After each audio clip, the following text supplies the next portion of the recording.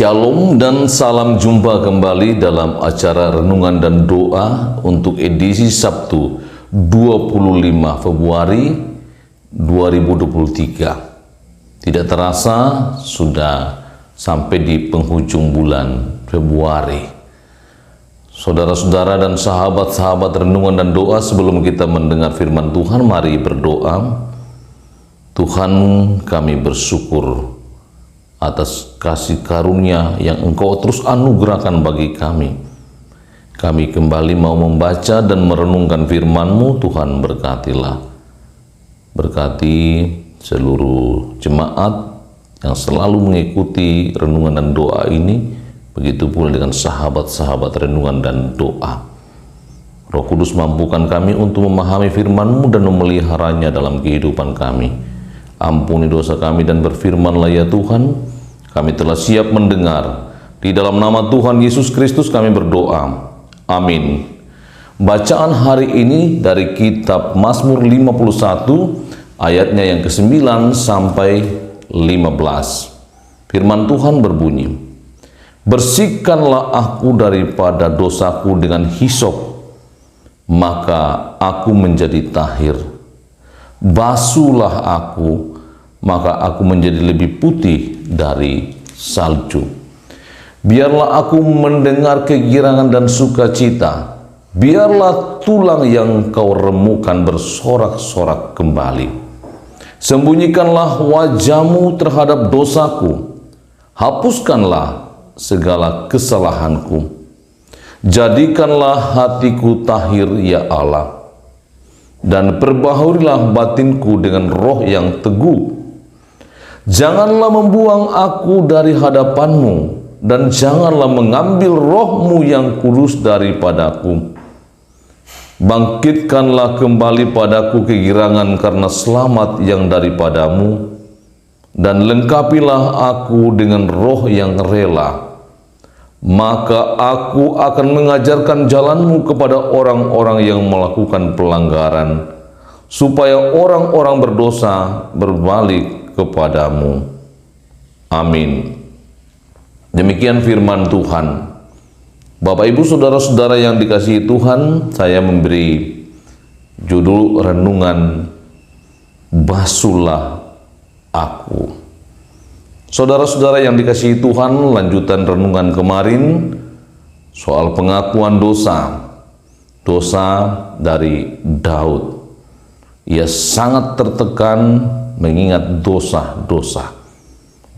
itu berdampak bagi Daud dan juga berdampak bagi setiap orang yang melakukan pelanggaran. Dosa itu berdampak meninggalkan bekas yang tidak mudah hilang, selalu diingat, dan setiap kali mengingat dia berdampak kepada jiwa, menjadi tidak tenang, menjadi khawatir, hilang kedamaian, bahkan sukacita pun itu meredup. Ketika mengingat semuanya itu, seolah-olah Tuhan tidak lagi berkenan, seolah-olah Tuhan membuang dan melepaskan kita. Dan dampak yang berikut itu diakui sebagai berlakunya hukum tabur tuai. Karena itu ketika kita merenungkan akan dosa kita memohon supaya Tuhan mengampuni, membasuh kita, sehingga kita menjadi bersih, putih seperti salju. Saudara-saudara dan sahabat renungan dan doa, mungkin ada orang yang karena merasa dosanya banyak, dia putus asa, sekali cebur ke dalam dunia kegelapan, sekali terbenam dalam lumpur dosa, ia akan terus mengotori hidupnya. Tetapi ternyata sebesar atau sebanyak apapun dosa dan pelanggaran kita, kita punya Tuhan yang Maha Pengampun. Karena itu, bertobatlah sungguh-sungguh. Akuilah segala pelanggaran dan dosamu di hadapan Tuhan, maka Ia akan menyucikan kita. Memohonlah pengampunan agar Ia membasuh sehingga kita kembali bersih, sehingga hati kita bergirang dan Allah memberi kita roh dan roh kerelaan untuk menyaksikan tentang pengampunan Tuhan bagi orang-orang berdosa. Dan orang-orang berdosa itu tidak menceburkan dirinya terus dalam kubang dosa, tetapi berbalik dan bertobat. Karena itu firman Tuhan ini mengajak kita semua supaya kita yang terus memeriksa diri kita, merasa tidak nyaman, merasa hilang sukacita dan kegirangan karena dosa,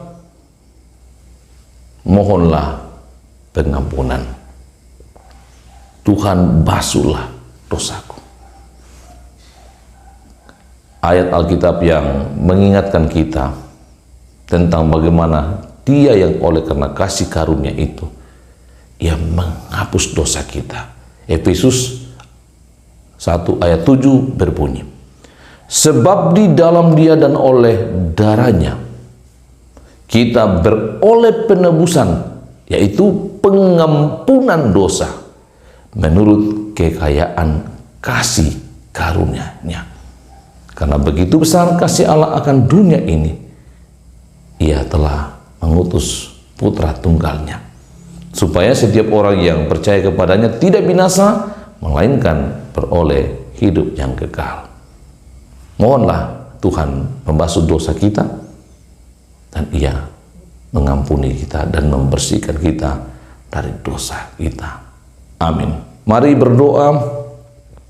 Tuhan, kami kembali tunduk kepala memohon ampun agar Engkau membasuh dosa-dosa kami sehingga kami menjadi bersih, dan juga beri kami Roh Kudus-Mu dan juga roh kerelaan untuk memberitahukan kemurahan Tuhan tentang pengampunan dosa itu.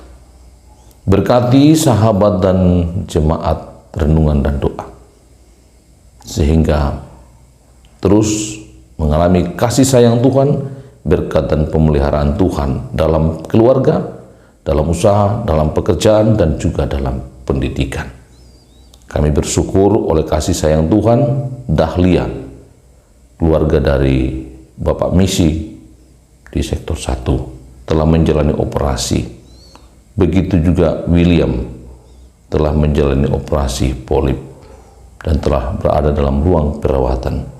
Kami terus memohon belas kasihan Tuhan agar proses pemulihan terus berlangsung atas mereka dan mereka boleh kembali ke rumah dalam keadaan sehat.